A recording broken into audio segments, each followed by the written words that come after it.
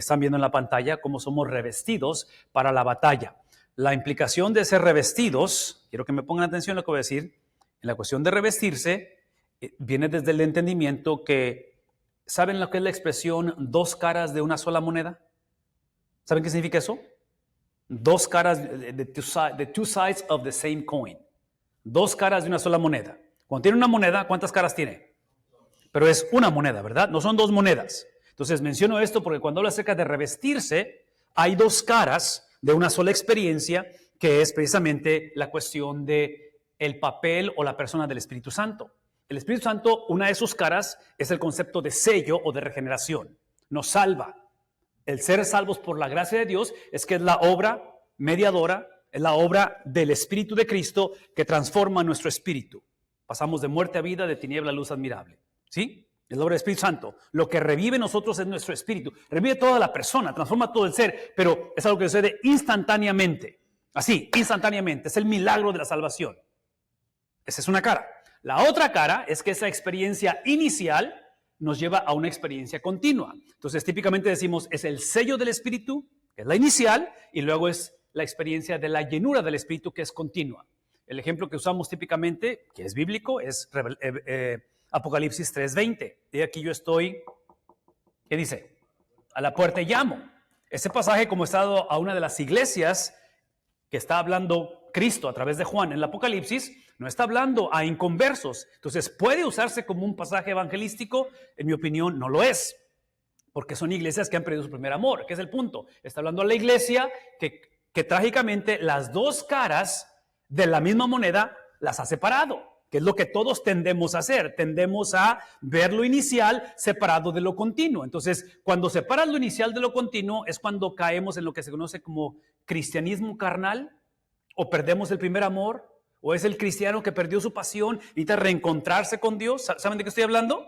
Cuando en realidad, otra vez, es una contradicción a la Escritura, porque hablar de cristianismo carnal es contradicción de términos. El punto aquí es que simplemente cuando hablamos de ser revestidos, estamos hablando de esta segunda cara, una sola moneda, segunda cara, que es el vestirnos de lo que estamos por hablar de una manera continua. Entonces, al principio fuimos vestidos, ¿verdad? La obra del Espíritu Santo.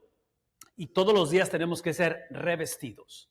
Entonces, si pudiéramos ponerlo de una manera concreta, y espero que nadie se vaya, pero les voy a dar el final de la película, es básicamente de que parte del ser varones, parte de esta lucha espiritual, es precisamente asumir la responsabilidad que ha sido puesta en nosotros.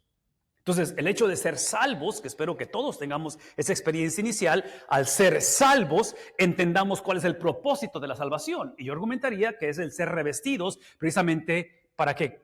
¿Qué está diciendo en la pantalla? ¿Cuál es el propósito? Para la batalla, ¿verdad? Ese es el punto. Hemos sido enlistados, hemos sido llamados a esta guerra. La armadura del guerrero del evangelio. Entonces, para mí el calificativo es precisamente evangelio, no es tanto guerrero. La cuestión de guerrero obviamente es parte de lo que somos llamados a hacer, pero ¿quién es el que empodera nuestra pasión, nuestro deseo? ¿Quién encamina precisamente esta actitud de batalla, de lucha, de encararnos a todo ello? Hermanos, parte de lo que hacemos en el ministerio es proveer recursos para la iglesia, y es nuestra pasión, es nuestro deseo proveer esos recursos para la iglesia. Entonces, una de las cosas, rápidamente déjenme hablar acerca de dos recomendaciones hablando de recursos. La primera de ellas es cuestión esto de, estuve, con el favor de Dios, estuvimos mi esposa y yo en la primera de Durango, hace unas semanas, mes y medio, por allá. Hicimos una serie de cinco conferencias con respecto a la familia, y una de ellas fue hablar acerca del papel del hombre. Así es que no les voy a dar la versión completa porque está en línea, y cuando digo está en línea, es literalmente el papel del hombre. Y hablé en esa conferencia acerca de lo que en inglés es headship, que es el concepto de cabecera, ¿verdad? Entonces vivimos en una generación extremadamente confusa, ¿ven lo que decir? Confusa, y la confusión es por la ausencia del conocimiento de la Biblia. ¿Estamos de acuerdo en ello? En otras palabras, esto crea un efecto de dominó, ¿verdad? Al ignorarla. Y aquí está la confusión. La confusión que hay es en la confusión, el concepto de esencia y función. Esencia y función. ¿Quiénes somos y qué somos llamados a hacer? Entonces, estamos confusos en ello porque en esencia todos somos iguales. El valor es el mismo. No hay diferencia entre un joven, entre un adulto, entre un anciano, entre un bebé. No hay diferencia en alguien que todavía no nace. Por eso no creemos en el aborto, ¿verdad? Porque es un ser humano. A ver, háblenme. ¿Explico? Entonces, no hay diferencia en esencia, pero hay diferencia en función. Entonces, la función que yo tengo es diferente a la que tiene mi hijo, la que tiene mi esposa en la familia. Para que funcione la familia, tenemos diferentes funciones. El ejemplo perfecto que siempre llegamos a él es el de la Trinidad, porque es un Dios trino que ha decidido revelarse a través de Padre, Hijo y Espíritu Santo. Entonces, en esencia, no son tres dioses, es un solo Dios, pero en función, adivinen qué, tres diferentes funciones. Son diferentes sus funciones. La función del Hijo es revelar quién es el Padre y la función del Espíritu es revelar quién es el Hijo. Si lo puedo, otras cosas han implicado en ello, pero eso son las funciones, que es el punto, de que cuando Cristo dice precisamente que yo no he venido solamente para perdonar, no solamente para sanar, pero para perdonar pecados, Él está diciendo, aun cuando yo tengo subordinación al Padre, adivinen qué, simultáneamente soy el mismo con el Padre. Y es la razón, una de las razones principales que lo van a crucificar, porque dicen, eso es blasfemia. Es el único Dios verdadero. Tú no eres Dios. Y Cristo dice, no, sí soy Dios. Y lo voy a demostrar. ¿Qué es el punto? Que hay diferencia en esencia y función. Cuando hablamos del papel del hombre en la cultura en que vivimos, que está extremadamente confundida, es que este lenguaje que acabo de explicar está confuso. Porque hoy en día, cuando hablamos acerca de diferencia en función en el hogar, mi esposa y yo con hijos, la gente piensa que la cultura dice que estamos hablando de esencia. Entonces hace que comunica en la cultura y decimos, no, es que la mujer es menos que el hombre. No es menos. Tiene una función, ¿qué cosa? Diferente. En esa conferencia explico toda la perspectiva bíblica de lo que significa esas diferencias en función y en esencia.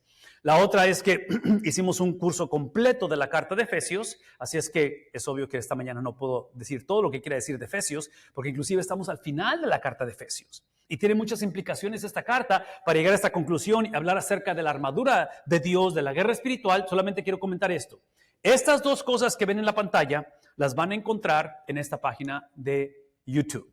Entonces, si van a su aplicación de YouTube y buscan comentario bíblico gratuito, ahí está todo esto, lo tienen en detalle descrito. Y me estoy mencionando esto con respecto al libro de Efesios porque aunque estoy por desglosar y estamos por presentar todos estos versículos del capítulo 6, por favor escuchen lo que estoy por decir. Esto es extremadamente importante. Parte de la confusión de nuestra cultura, y esto es completamente una idea prejuiciosa, una idea, estoy inevitablemente hablando a través de mis lentes, que todos tenemos lentes, y que esos lentes tienen que ver con cultura, de dónde venimos, quién nos crió, de qué iglesia venimos, en fin, todo eso, ¿verdad? ¿Qué es mi punto?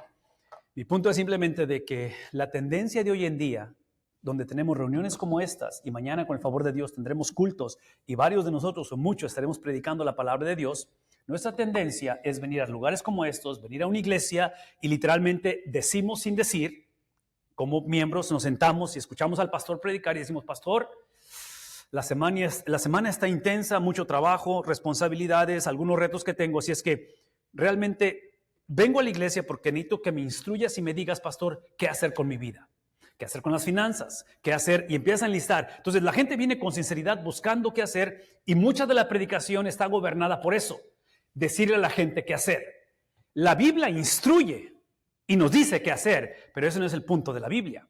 El punto de la Biblia es mostrarnos qué es lo que ya se hizo. Porque la salvación del hombre no está basada en lo que hacemos. La salvación del hombre está basada en ¿qué? En lo que ya se hizo. La obra es exclusiva de Cristo. Es simplemente que lo que Cristo hizo lo ha encomendado a la iglesia, ¿verdad?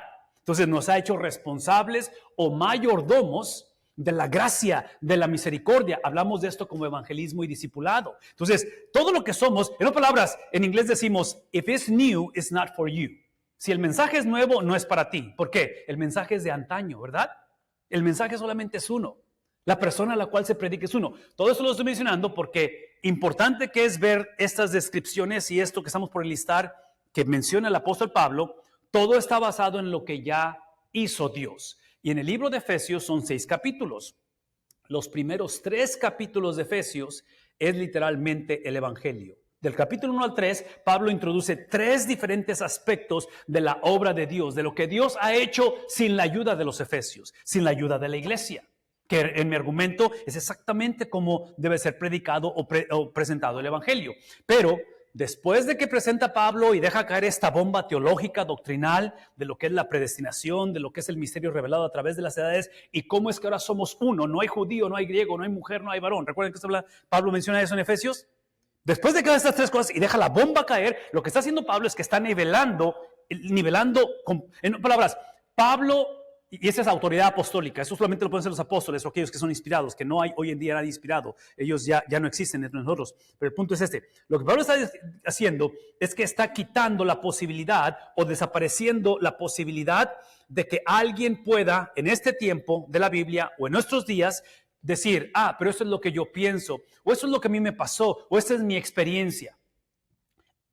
Yo no creo que la Biblia se oponga a las experiencias personales, no creo que la Biblia se oponga a lo que pensamos, pero una vez más, la autoridad está en lo que el autor original dijo e implicó. What he said and what he meant. Lo que dijo y lo que implicó. Entonces, estas tres cosas que mencioné al principio, sienta las bases, porque ahora, empezando en el 4, 5 y 6 de Efesios, ahora sí, es la iglesia actuando, obedeciendo, implicando, llevando a cabo la tarea. Entonces, esta parte que estamos viendo al final, que es la armadura de Dios, que es la cuestión de guerra espiritual, está al final de una serie de presentaciones que está haciendo, que si lo puedo otra vez resumir, y todo esto lo estoy enseñando porque esto lo enseño en detalles en el estudio de Efesios, cuando hablamos de esto, pero si puedo resumirlo de esta manera. Lo que va a hacer el apóstol Pablo después de hablar acerca de los primeros 3 capítulos, empezando en el 4 y moviéndose adelante, llega un punto en el cual hace un contraste entre la vida antes de Cristo, la vida ahora en Cristo, en esto. Y llega un punto en que habla acerca de la llenura del Espíritu Santo. ¿Recuerdan que dije acerca de lo que es el sello y lo que es la llenura? Habla y dice, no os embriaguéis con vino donde hay, ¿recuerdan eso? Disolución, sino antes sed llenos de su Espíritu. Y tan pronto habla de la llenura del Espíritu Santo, que la implicación, como está hablando a cristianos, ya han sido sellados, ¿verdad? Entonces el problema no es que no sean cristianos, el problema es que no están actuando como cristianos. Es el problema. Entonces, como decimos, del dicho al hecho hay mucho trecho. El trecho está muy obvio. Entonces Pablo está diciendo, esta palabra autoritativa, esta palabra inspirada que estoy escribiendo a ustedes, Efesios, y a la iglesia global o general, está diciendo Pablo, es una palabra en la cual cierro las posibilidades de que exista el trecho entre la obra del Espíritu Santo y lo que significa en tu vida, en tu entorno, como padre, como abuelo, como pastor, como sea. ¿Qué es el punto? Que tan pronto habla de la llenura del Espíritu Santo, en Efesios 5:18, empieza a ilustrar esa llenura a través de 3 relaciones interpersonales extremadamente importantes. Y son pares de relaciones, así. Están una relación, otra relación, otra relación. Y habla acerca de esposas con esposos. El clásico pasaje de 5:21 que habla acerca de la sumisión mutua, ¿verdad? Someterse unos a otros en el amor del Señor, ¿recuerdan eso? Y habla acerca de las casadas a los maridos y todo eso. Después se mueve a lo que es un amo y un esclavo, o en este caso un patrón y un trabajador. Y la última, ustedes saben, en el capítulo 6 de Efesios, habla y dice, padres, no exasperéis a vuestros hijos, sino antes, y hace la relación entre padres e hijos, que es el punto. Ven, que en los 3 ejemplos que está dando Pablo con respecto a esta relación, bajo el encabezado de llenura del Espíritu Santo, Pablo usa en estas relaciones, usa a la persona de menos influencia para que en sus limitaciones, es lo que voy a decir, manifieste lo que el Espíritu Santo hace. Por favor, escúchenme. Aun cuando ese 5:18 está hablando acerca de no embriagarse con vino, en mi entendimiento de la Biblia no es el pasaje para hablar acerca de la abstenencia de alcohol. La Biblia es obvio que habla acerca de ello. Yo argumentaría que este no es uno de sus pasajes. Pablo está haciendo la ilustración de la llenura del Espíritu Santo a través de la embriaguez, porque ustedes y yo lo sabemos, espero, algunos por experiencia, otros porque lo hemos visto en otros, pero no hay manera que te puedas mantener ebrio. La manera en que te mantienes ebrio es continuando tomando. ¿Me explico? Llega un punto en que el efecto del alcohol se acaba, ¿no es cierto? Entonces Pablo usa ese ejemplo que para mantenerte saturado de su espíritu necesitas una experiencia por eso recuerdan que hablé de Apocalipsis 3:20, porque es la imagen de literalmente abrir la puerta para que Cristo venga no a salvarnos, pero para llenarnos y vivir como salvos constantemente. Entonces la experiencia de abrir nuestro corazón a Él para salvación es una, pero para llenura es constante. Entonces Pablo usa esta ilustración donde es algo habitual, donde lo estamos haciendo manifestado a través de relaciones interpersonales. Estoy mencionando todo esto para entender un principio. La guerra espiritual y la armadura de Dios, por favor escuchen lo que estoy diciendo. No hay manera que hablemos de guerra espiritual o de victoria espiritual o de armadura de Dios si nuestras relaciones interpersonales son disfuncionales. Eso es lo que estoy tratando de decir.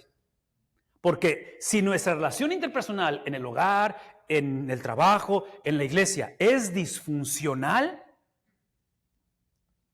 y queremos hablar de guerra espiritual, queremos hablar acerca de esta relación con Dios, en mi opinión va a ser el típico que es candil de la calle, busco en la casa. Es la clásica que dice, do as I say, not as I do. ¿Qué está diciendo? Simplemente haz lo que te digo, no tanto lo que hago. Entonces, es la lucha entre todos. Entonces, lo que estoy tratando de decir, la palabra que me viene a la mente, que es una palabra que implica, es la palabra orgánica, en inglés es la palabra holistic. La Biblia presenta la vida en la totalidad. No existe en la Biblia esta cuestión de que esta es mi vida de iglesia, mi vida de trabajo, mi vida de recreación, mi vida de crianza de los hijos, mi vida con mi esposa. Eso no existe. En la Biblia solamente existe, ¿qué cosa? La totalidad de la vida. En la Biblia no existe, esta es mi vida privada o personal, esta es mi vida pública. No existe tal cosa. Todo lo privado y lo personal eventualmente sale a la luz, ¿no es cierto? Todo. ¿Qué es el punto? De que estamos viendo la totalidad de ese Espíritu de Dios en nosotros. Algunas cosas que podemos ver acerca respecto a ello. ¿Están tomando nota? El apóstol Pablo nos exhorta ¿a qué cosa? No a evitar la lucha espiritual, simplemente a permanecer firmes. ¿Qué es el punto? Que ser seguidor de Jesús es estar en guerra espiritual. Bernardito, ser seguidor de Jesús e ignorar que estoy en guerra espiritual es un problema serio, que es donde yo argumentaría que es donde estamos hoy en día. El punto es que aquí es permanecer firmes en medio de la guerra espiritual, revestidos, otra vez, asumiendo la responsabilidad. No sé cómo enfatizar esto, porque eso es cristianismo, es asumir mi responsabilidad, de tal manera que es el ser revestidos, Bernardito, ¿sí? Vean la lista. Este es básicamente el bosquejo del resto del pasaje. ¿Es revestidos de qué cosa? De la verdad, revestidos de justicia, revestidos de la salvación y revestidos de la palabra de Dios y por lo tanto fortalecernos por la oración constante. Nuestra identidad en Cristo, ¿ok? No la mejor versión de nosotros, pero es la versión de Cristo en nosotros, nos asegura, ¿qué cosa? Nos asegura la victoria, y esta es la razón. Y nuestro testimonio bajo presión, es decir, ese es mi punto, están tomando nota. La razón por la cual la identidad en Cristo me asegura la victoria es porque en esta guerra, ok, ¿cómo lo ilustro esto? Yo no sé si todavía existe este canal en la televisión, pero antes había un ESPN Classics. ¿Saben de qué estoy hablando? ESPN Classics. Hay canales que son como de historia. Y el punto es que cuando ves, si pudiéramos ver ahorita el Super Bowl en YouTube o en el ESPN Classics del año pasado, el Super Bowl. ¿Quién ganaron? ¿Los Eagles ganaron el año pasado? Sí, fueron los Eagles. Ok. Si pueden ver el partido, y los que son Eagles fans les va a encantar ver el partido porque ganaron, pero esto es la vida cristiana. Es como ver el Super Bowl del año pasado, que lo vas a disfrutar el juego, pero el marcador ya sabes cuál es. Esa es la vida cristiana.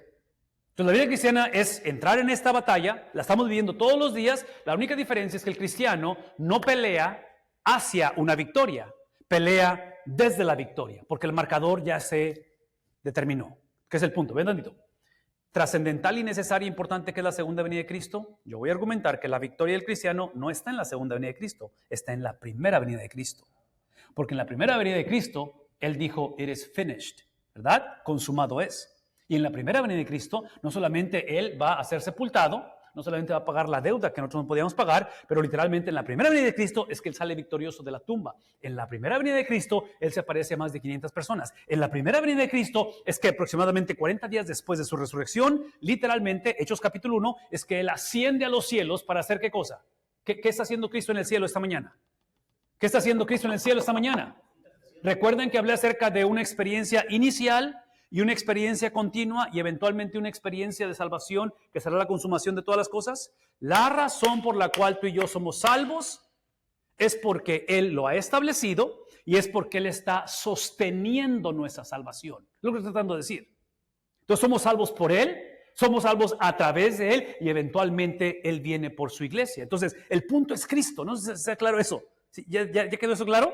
Entonces, como es Cristo y la victoria ya está dada, ya está experimentada, por eso es lo que está diciendo en la pantalla. Está diciendo que en Cristo nuestra victoria está segura. La pregunta es, pero no se siente segura. La pregunta es que a veces no siento lo duro, sino lo tupido. Entonces, si es cierto que esto es victoria, entonces ¿por qué? Y empieza a explicar todo eso. Bueno, la razón, esa es la razón. Precisamente es porque esa victoria que ha sido dada en Cristo Jesús solamente se experimenta, se vive, se administra, se expresa y se comparte a través de los medios que Él ha establecido. Vean un tantito. Los medios que Él ha establecido es que el Cristo de la Biblia, el cual ha establecido su reino y habita entre nosotros, el reino de Cristo no ha sido consumado. Ha sido establecido, pero no ha sido consumado. Entonces, como estamos entre estira y afloja, en inglés es el concepto de unresolved tension, tensión irresoluble, donde sé que soy salvo, pero a veces cuestiono mi salvación, donde sé que mi seguridad en esto, pero a veces, ¿me explico? Donde sé que debo depender en Él, pero me guío por la vista, por lo que escucho, por lo que toco, por lo que, ¿me explico? Entonces, ¿cómo? Exactamente, esa es la razón por qué la iglesia no puede ser negociable. Cristiano sin iglesia es el cristiano que eventualmente su entendimiento y sabe lo que cree, simplemente que lo que está viendo está muy lejos de esta realidad. Y al final no sabes exactamente qué hacer con ello, ¿me explico? Entonces, la iglesia lo que hace es que constantemente posicionarnos como pastores, como líderes, como varones, debajo de la palabra de Dios, es el conectar diariamente, no solamente lo que ya sucedió, pero lo que tiene que suceder basado en lo que ya sucedió. Un cristiano sin iglesia ve lo que ya sucedió y lo cree y lo afirma y lo pone en Facebook, pero está desconectado con lo que tiene que hacer hoy en día. Entonces andamos a ciegas, o es el clásico que ve el Super Bowl del año pasado, ¿ven lo que decir? Ve el Super Bowl del año pasado esperanzado que ganen los Chiefs. ¿Fueron los Chiefs el año pasado? ¿No creen que sería necedad si alguien ve ahorita el Super Bowl del año pasado con la esperanza que gane Mahomes? Esa es la manera en que vivimos como cristianos, sin la iglesia. Porque la iglesia nos salva, la iglesia nos permite vivir como... La iglesia nos recuerda que quien ganó el Super Bowl fueron los Eagles. ¿Me explico? Entonces, como quiera, hay que disfrutas el partido, pero el punto es de que tienes que comunicar lo que ya es inmutable, no puedes cambiar, y es la historia. Por eso es que hablo acerca del contraste entre las dos venidas de Cristo. Y una vez más, no minimizo la segunda venida de Cristo. Y lo interesante de la segunda venida de Cristo, eso es lo interesante de la segunda venida de Cristo, es que es obvio que no sabemos el cuándo.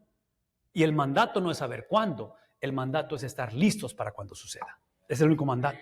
La pregunta es cómo estamos listos. Qué bueno que me preguntan, porque para allá vamos. Hola familia BLI, les saluda Vidal, agradeciendo a nuestro Dios y celebrando con ustedes la manera en cómo Él continúa usando este ministerio de predicación y de enseñanza de la palabra de Dios. Estoy hablando de Bible Lessons International. El Señor ha bendecido grandemente, las redes sociales continúan creciendo, nuestra presencia a través del mundo virtual, los recursos que el Señor ha permitido producir a través de comentarios completamente gratis, exegéticos y bíblicos, por escrito, por audio y por video. Todo esto es gracias al apoyo de ustedes, sus oraciones y especialmente su apoyo económico y sus contribuciones. Un favor que queremos pedirles es precisamente que descarguen en sus dispositivos la aplicación de Bible Lessons International. Vayan por favor a su iPhone, a su Android y descarguen ahí de su centro de aplicaciones y descarguen nuestra aplicación porque nos permite proveer esos recursos a las naciones cada vez que ustedes descargan esta aplicación. Al descargar la aplicación también tendrán la oportunidad, si el Señor así lo dispone en sus corazones, de hacer una contribución económica, de hacer una ofrenda, un donativo a Bible Lessons International. Una de las maneras de hacerlo también es a través vía texto. Y si ustedes mandan un texto al número de 833-892-7771, les provee esa misma opción para poder contribuir. Una vez más, es el 833-892-7771. Gracias por su amor, gracias por su comprensión, gracias por su apoyo y gracias por ser parte de este ministerio alrededor del mundo. Les amamos. Ok, Dios equipa a los creyentes, otra vez, ¿por medio de quién?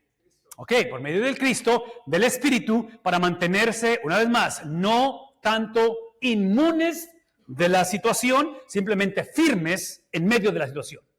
¿Vemos la diferencia? Si la promesa fuera ser inmune de la situación, eso sería el evangelio de la prosperidad. Eso no es el evangelio, es una distorsión del evangelio. En este caso es simplemente firmeza en la lucha espiritual y proclamar el evangelio. Y yo argumentaría especialmente en medio de la aflicción. Este es Efesios, ¿recuerdan eso? ¿Qué es la carta de Efesios? Efesios es una de cuatro cartas atribuidas a Pablo que se conocen como cartas de prisión. ¿Qué es el punto? Que literalmente está escribiendo ¿desde dónde? Desde la cárcel, ¿me explico? Y está al final de su jornada. Él sabe que sus días están contados. Y en medio de todo ello, él habla de esta victoria en Cristo. Entonces, para mí es completamente irónico, completamente difícil de conectar cuando estás atravesando este tipo de aflicción. Es desde su prisión, Pablo proclama que el evangelio, ¿qué cosa? Ese es el mensaje de las cartas de prisión. Y prisiones sería, en este caso, Efesios, Colosenses, Filemón y...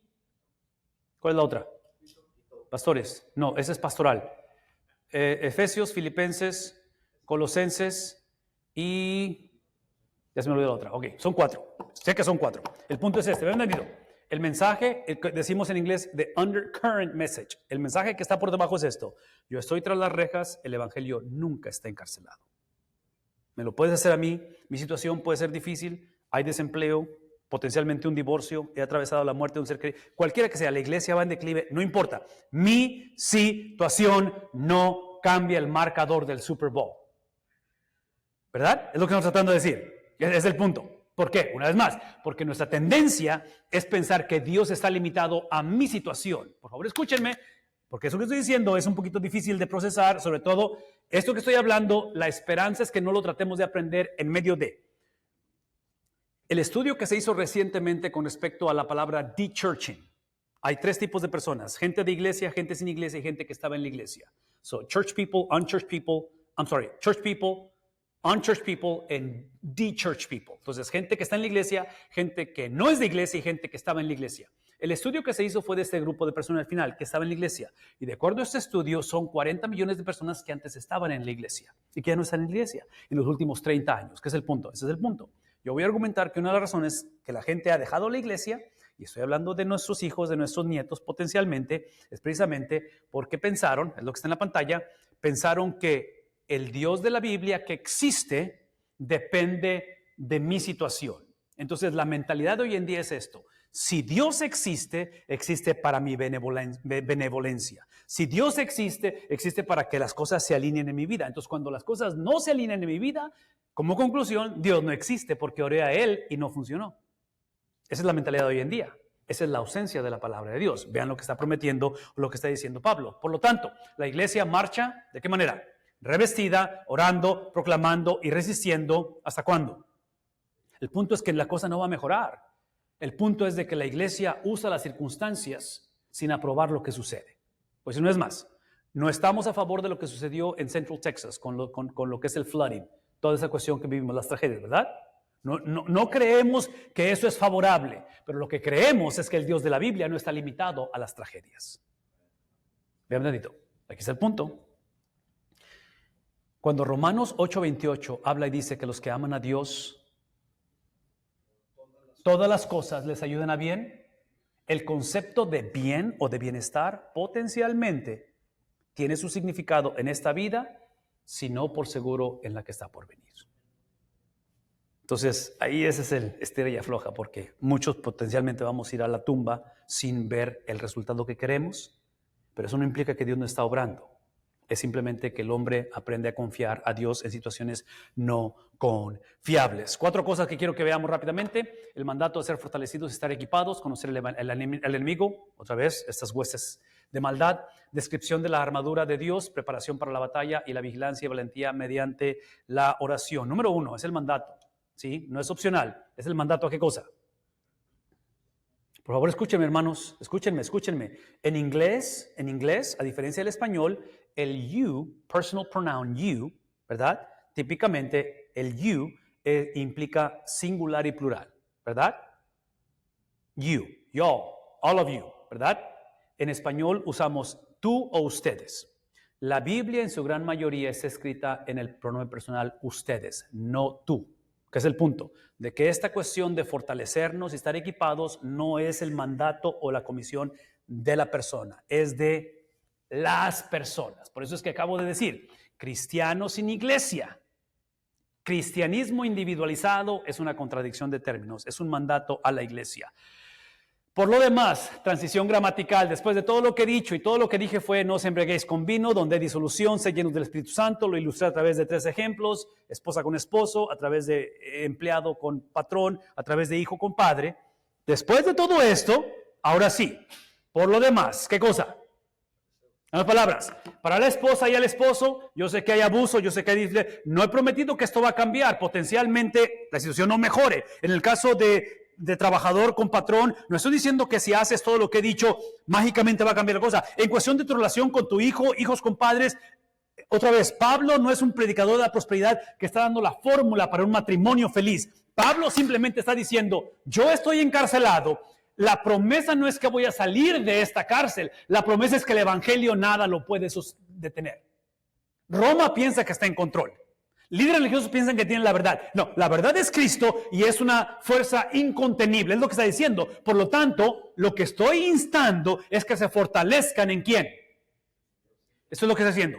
Fortalezcanse en aquel que voluntariamente se hizo débil, para que nosotros en nuestra debilidad fuésemos fortalecidos. Traducción a través del libro de Corintios. Es aquel que, siendo rico, se hizo pobre para que nosotros, ¿qué cosa?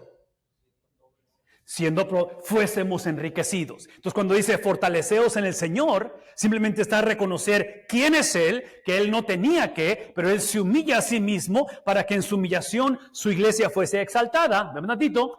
Pero esa exaltación de la iglesia es a través de situaciones que potencialmente no van a ser favorables. ¿Qué es el punto? Que el concepto de exaltación tiene que cambiar. Es el concepto de la Biblia. Porque Cristo en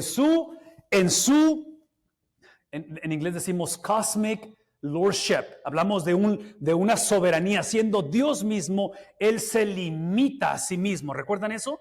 Que el trascendental, que es Dios trascendental, se hace finito.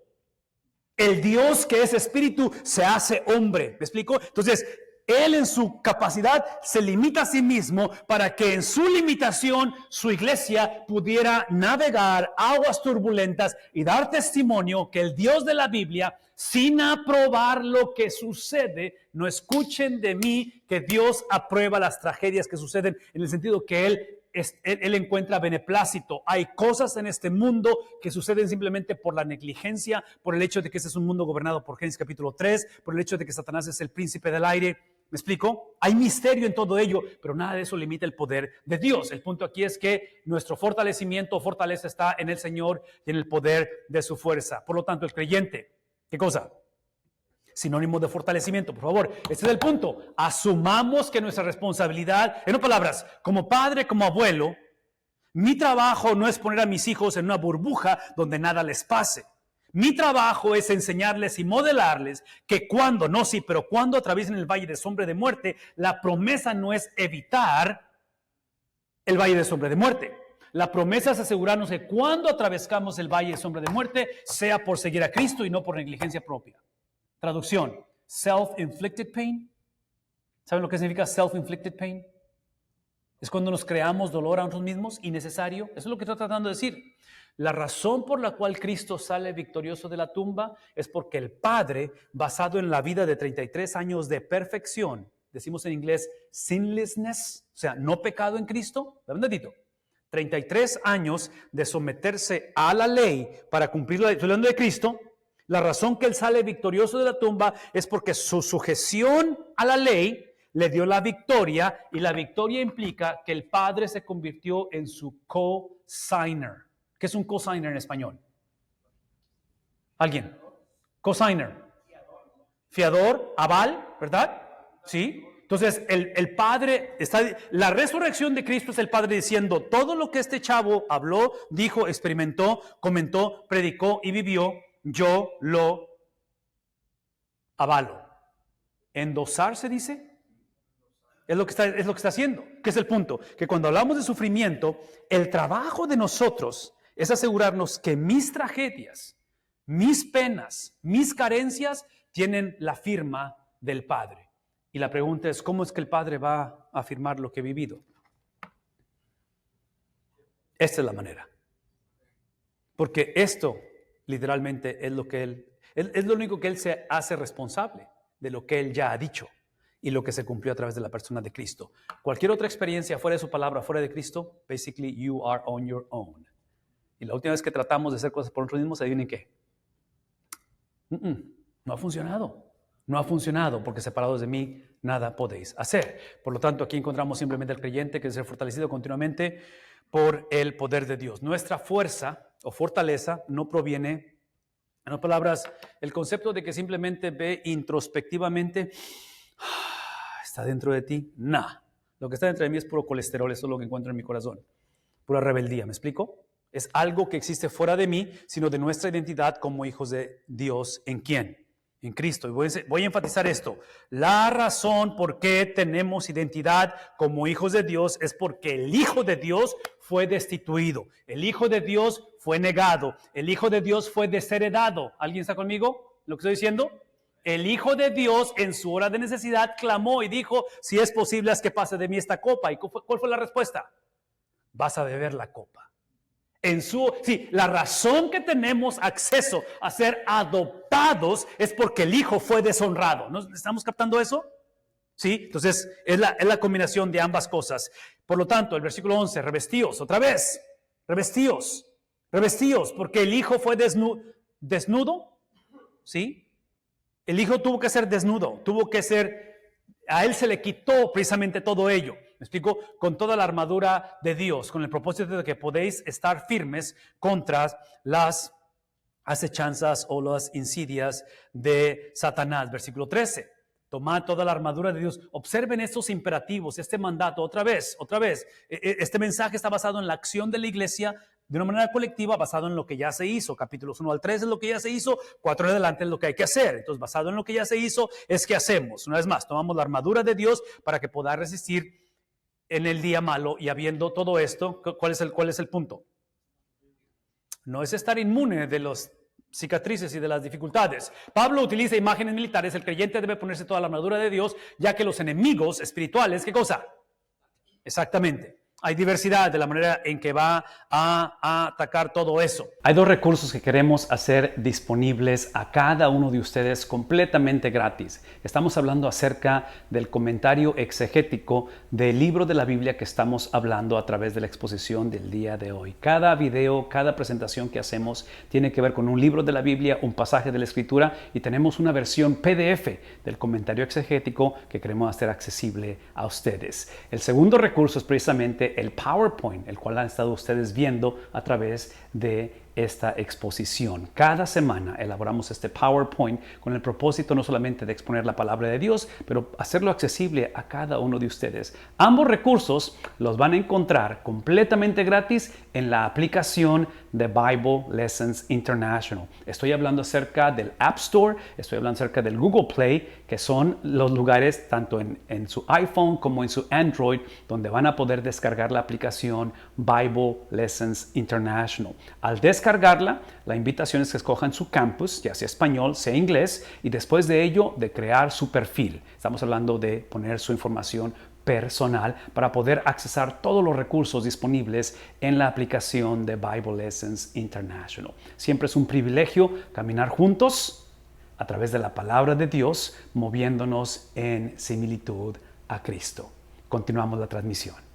No luchamos contra carne ni sangre, es obvio, ¿verdad? La forma de resistir está moldeada por el Evangelio. Está moldeada por el Evangelio, de tal manera que es esto. No luchamos con nuestra fuerza, sino con la provisión divina. Porque una vez más, esta provisión divina, no sé cómo enfatizar esto, no sé cómo, y puedo predicar otro sermón, no lo voy a hacer porque yo sé que quiere comer, aunque ya comieron pan, traen hambre. Ahora traen sueño, ¿verdad? Porque yo cuando vi la caja con las conchas y luego cuando se le dije, ¿qué le pasaron las conchas? Ok, escuchen lo que voy a decir. Por favor, escuchen. Esto que está en la pantalla cuando dice que no luchamos con nuestra propia fuerza, sino con la provisión divina, no sé cómo enfatizar esto, de verdad, no sé cómo enfatizarlo, pero pienso en dos pasajes de la palabra de Dios para hacer mi punto. El primero de ellos es Mateo capítulo 16, que es la entrega de las llaves del reino a la iglesia, no a los apóstoles. Cuando Pedro hace la confesión, tú eres el Cristo, el Hijo de Dios viviente. Y Cristo dice, basado en lo que has confesado, lo cual no te lo reveló ni carne ni sangre. ¿Quién lo reveló? mi padre, Pedro confesó, intervención divina, decisión humana. ¿Ven las dos caras de una sola moneda? No es más, intervención divina, decisión humana. ¿Suena como salvación? El hombre es salvo porque Dios ha salvado, Él es quien busca al hombre, pero el hombre tiene que, ¿qué cosa? Decidir, ¿verdad? Entonces Pedro ilustra eso cuando él confiesa que tú eres el Cristo. Sí, cuando habla de Cristo, el Hijo de Dios viviente, estaba hablando de las dos naturalezas de Cristo que coexisten solamente en él, 100% hombre, 100% divino, que es el punto. Basado en esa declaración, que no es de Pedro, ¿de quién es? Revelada a Pedro, ¿ven tantito? Es que Cristo dice, es que yo edificaré mi iglesia. Y como producto de ello, como es mi iglesia y yo la edifico, eso implica que yo soy el pastor. Todos los demás somos, yo argumentaría que somos pastores interinos, no hay pastores permanentes. ¿Estamos conscientes de ello? La iglesia solamente tiene un pastor, al cual todo pastor interino le va a dar cuentas. ¿Me explico? Entonces, capítulo 25 de Mateo, cuando habla acerca de las parábolas, los talentos, ¿sí? Cuando habla acerca de las vírgenes sabias e insensatas, ¿recuerdan esas parábolas? Yo argumentaría que es la vida del cristiano. Eventualmente hay que dar cuentas. Entonces dije hace un momento que en la cuestión de la segunda venida de Cristo, el punto no es cuándo viene, el punto es estar, ¿qué cosa? Listos. Entonces, lo triste es que muchos de nosotros como padres, como pastores, como varones, no estamos listos. Nos va a agarrar otra vez, como las 5 vírgenes insensatas en lugar de las sabias, que es el punto. ¿Ven? Es que estas llaves del reino, porque Cristo está diciendo, las puertas del Hades no prevalecerán contra ella, lo entrega a la iglesia. En Mateo capítulo 28 encontramos la Gran Comisión. La Gran Comisión no fue dada a un grupo selecto, a un grupo élite, no, fue dada a la iglesia, que es el punto. Cuando hablamos acerca de esta provisión divina, por favor, véanme tantito, la provisión divina se encuentra en un contexto de corporalidad. Hablar de cristianos sin ser bautizados es una contradicción de términos. Va en contra del evangelio porque está diciendo, esto que está aquí es un perk. ¿Saben lo que es un perk en español? Cuando tú te haces miembro del Sam's, de la tienda Sam's o Costco, es porque quieres sus, ¿qué cosa? Sus perks, sus beneficios, ¿verdad? Estoy dispuesto a pagar porque hay cosas que necesito que me des. Cuando tienes un celular, no traigo celular conmigo, pero pagas la cuota, la mensualidad porque quieres el servicio.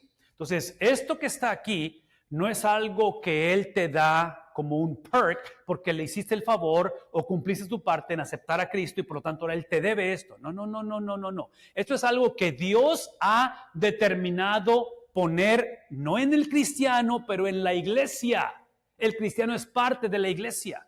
Estoy enfatizando simplemente el concepto de corporalidad porque vivimos en una generación que parte del problema de no ser puesta la armadura de Dios o el concepto de guerra espiritual es que el cristianismo individualizado es simplemente un cristiano que está tratando de que ganen los Chiefs en el Super Bowl del año pasado.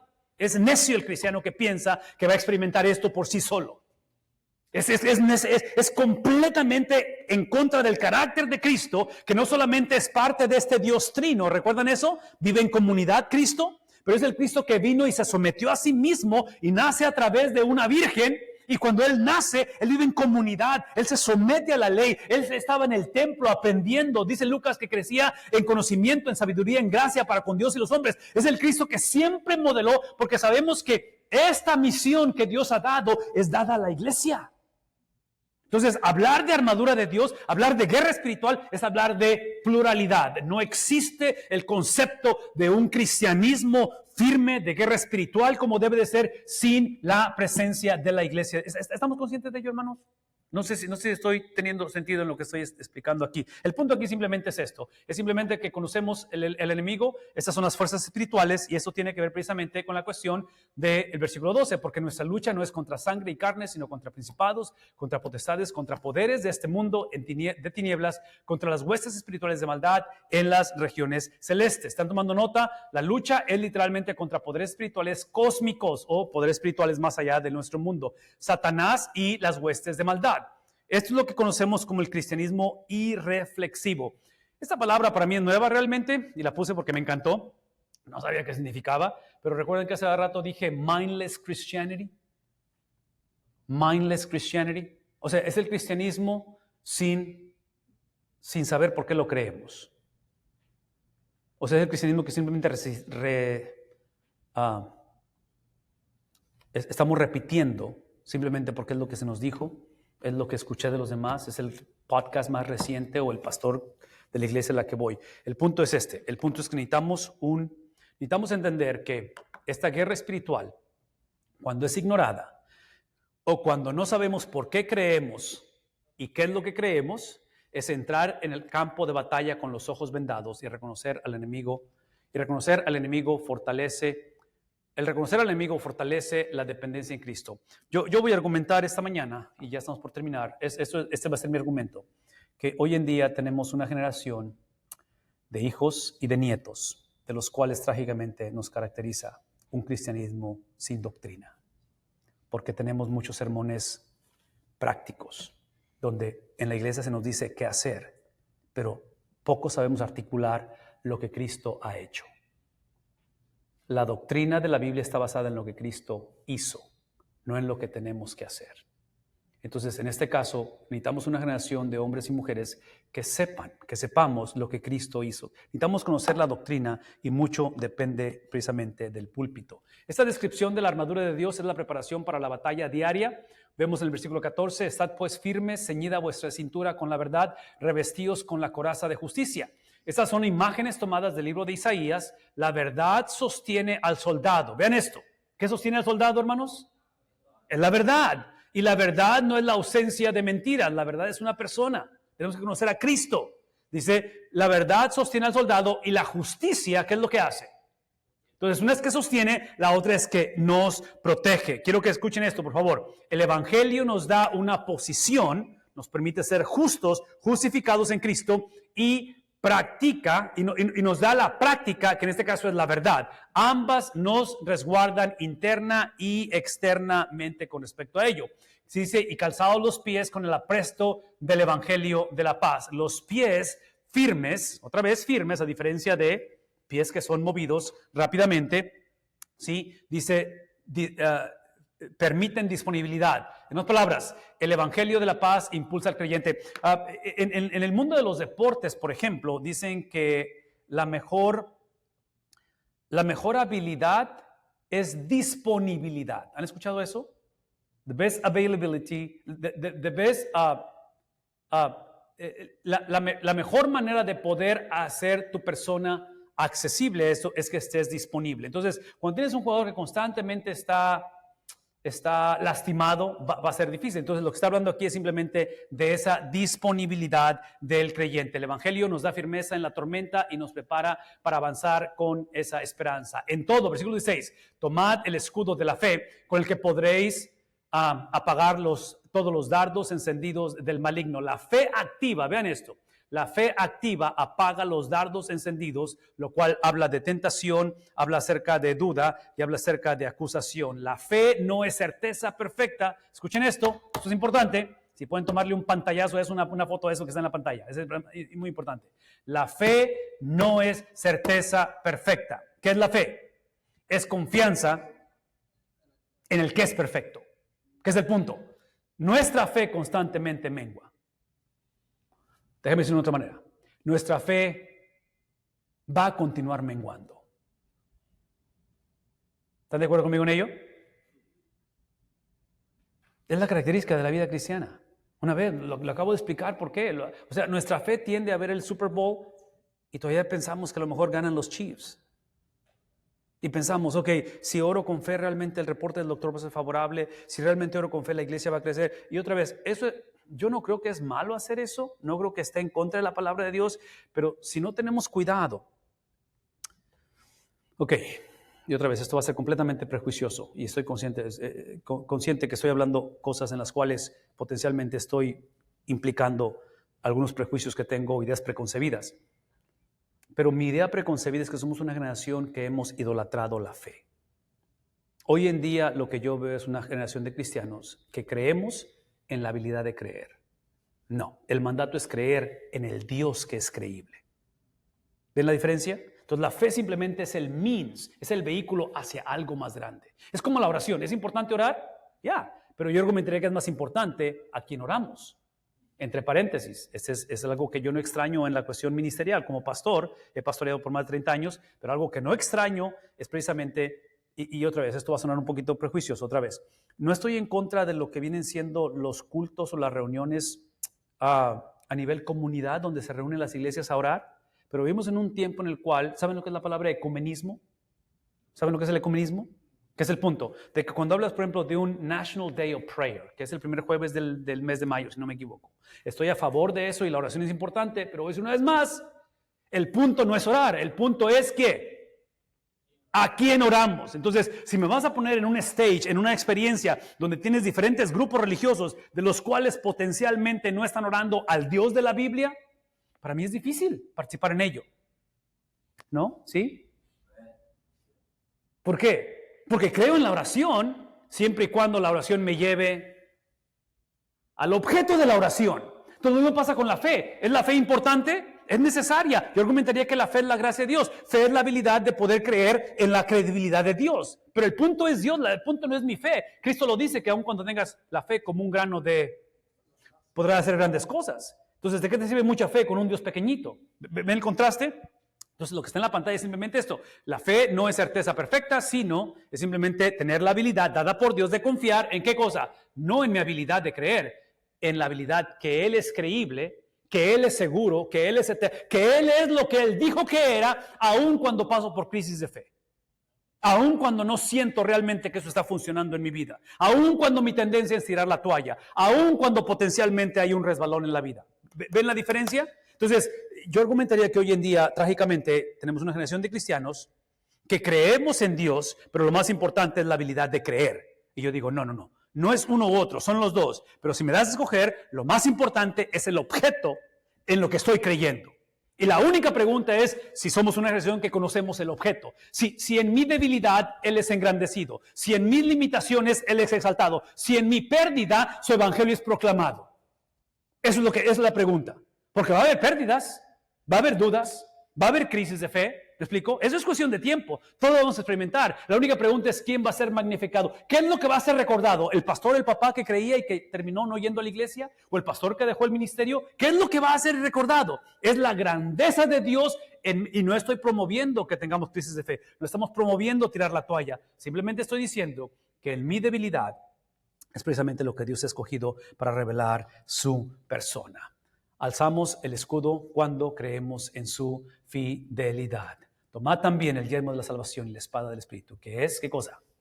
Una vez más, el yelmo de la salvación y la espada del Espíritu, que es la palabra de Dios. Esto es lo que hablamos de las armas ofensivas en lugar de defensivas. Sí, protege la mente, la salvación protege la mente y la palabra de Dios es el arma ofensiva. Por eso es que mi invitación, mi sugerencia es la predicación expositiva, predicar a través de libros de la Biblia, porque el texto gobierna el sermón. El pastor no escoge el texto escoge el pastor. Mi trabajo como predicador el día de mañana es simplemente leer el texto, explicarlo y aplicarlo. Ese es mi trabajo.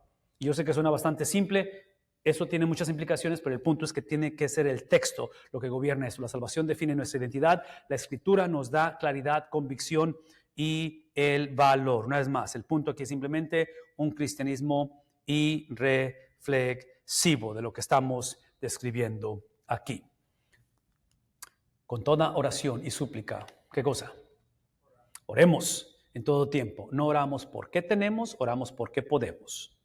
Acabo de explicarlo. Fe y oración son necesarias, pero es el objeto, ¿verdad? Entonces, no oro porque tengo, oro porque puedo.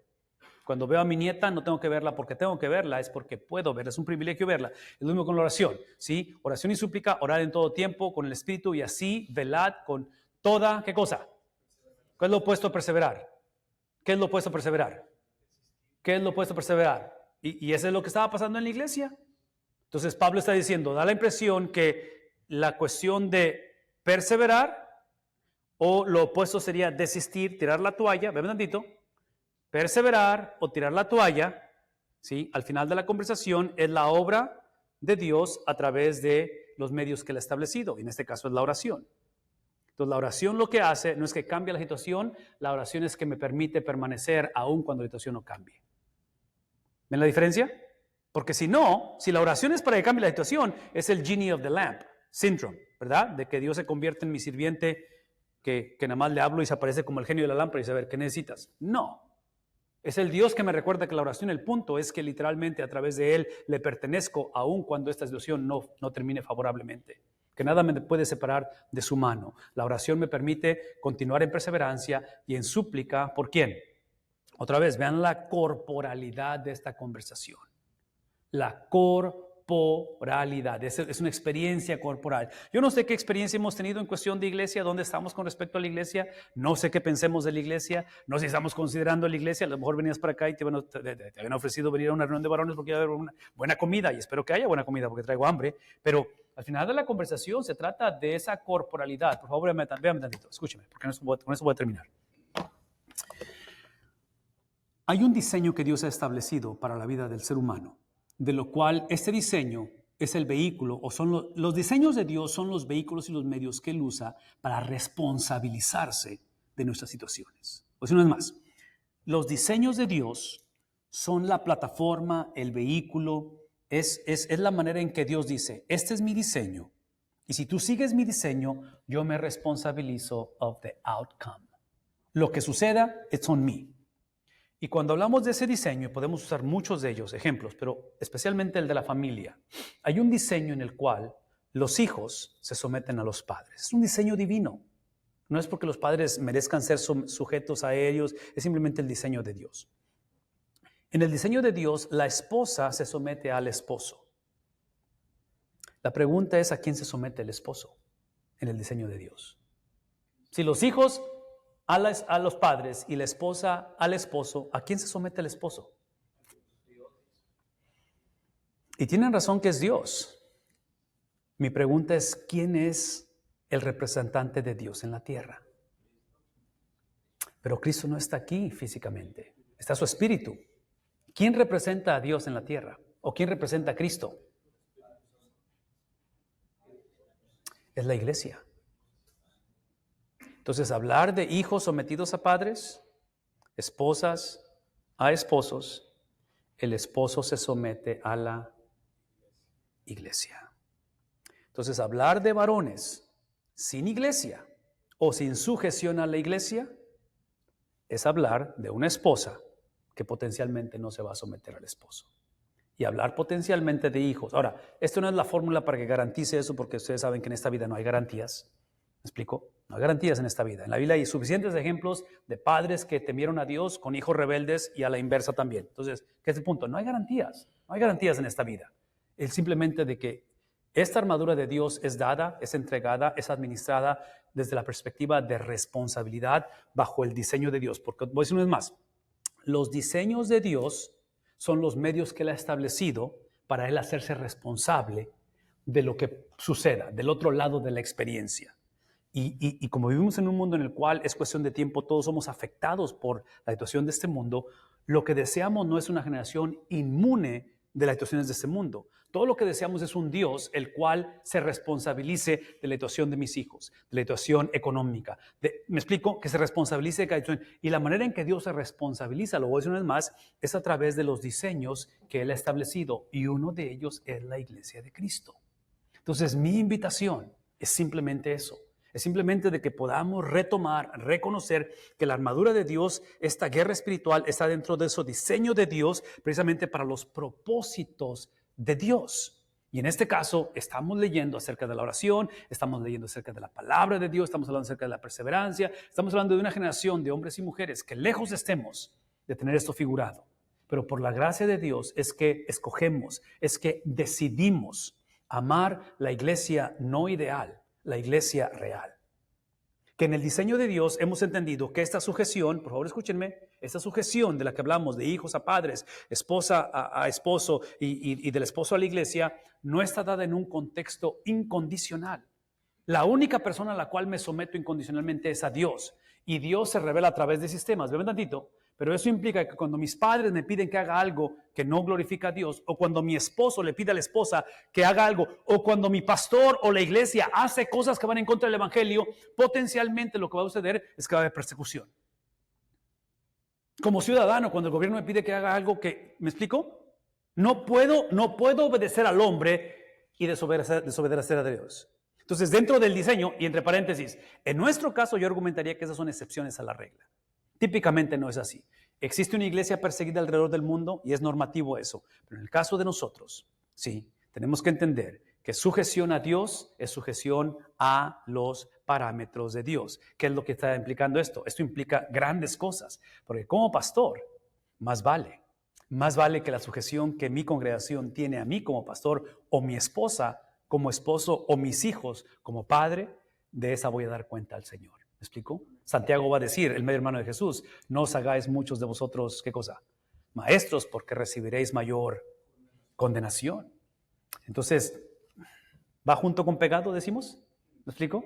Es una cosa con otra. Es el privilegio y responsabilidad de ser investidos con la armadura de nuestro Dios. Aunque usted no lo crea, hemos llegado al final de la transmisión de este video. Muchas gracias por ser parte de la exposición de la palabra de Dios. Si te has quedado hasta el final de la transmisión, lo que entendemos es que deseas conocer y profundizar el conocimiento de la palabra de Dios para llevarnos a caminar juntos en similitud a Cristo. Una de las maneras que lo hacemos es haciéndote la invitación. Esta es la última invitación de que te unas al grupo de WhatsApp de Bible Lessons International en español.